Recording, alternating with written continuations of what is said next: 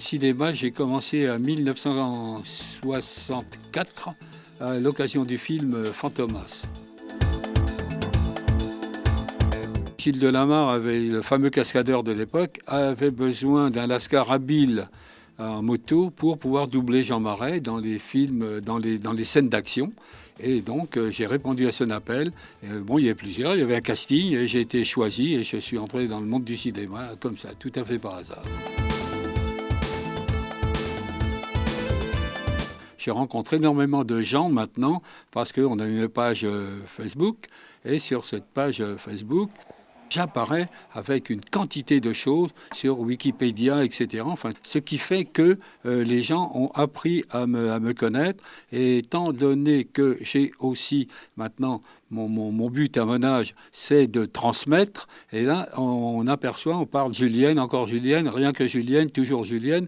Et même moi, j'en ai marre parce que c'est pas normal. Si j'existe maintenant, c'est grâce quand même à des gens tout à fait exceptionnels. Ça peut être des scientifiques ou des gens même de la base, mais qui sont des gens, eux, exceptionnels. Et là, j'ai besoin que ces gens-là soient connus, sortent de l'ombre. Et c'est pour ça que j'ouvre l'envers du décor, j'ouvre les portes de l'envers du décor pour qu'on voit et on connaisse ces gens-là. Voilà.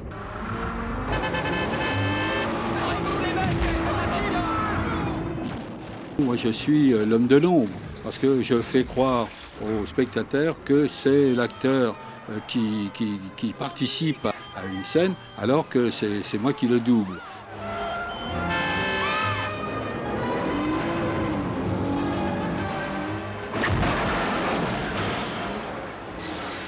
Il y a 3 volets dans mes projets, c'est-à-dire l'exposition, c'est-à-dire une exposition, un musée de véhicules de cinéma qui sera scénarisé. Et scénarisé, ça veut dire qu'on montrera la trajectoire et la gestation depuis la commande du producteur jusqu'au film abouti. On montrera toutes les phases et en même temps tous les aléas qui arrivent à tout prototype. Parce qu'on se veut aussi les créateurs d'originalité, quelque chose qui ne se voit pas ailleurs. Et à partir de ce moment-là, on ouvre, on comprend les coulisses, comment, pourquoi, etc., etc. Et aussi quels sont les intervenants qui permettent de faire des choses absolument fantastiques. Il y a la démo de démonstration, c'est-à-dire que le double de ces véhicules pourront opérer à l'extérieur du musée, et ces véhicules qui seront bien sûr dupliqués seront des copies de voitures formidables qui ont fait le succès des grands films. Ça pourrait être des Ferrari, des De Dion-Bouton de toutes les époques, etc., etc., montés sur des châssis à notre façon, de manière à ce que ces voitures, on ne soit pas obligé d'utiliser les voitures d'époque réelle, ce qui serait un crime, ce qui me fait mal au ventre, c'est comme démolir des voitures, démolir quelque chose. Je n'aime pas ça et je pense qu'on peut intéresser les populations en faisant autre chose que de la démolition.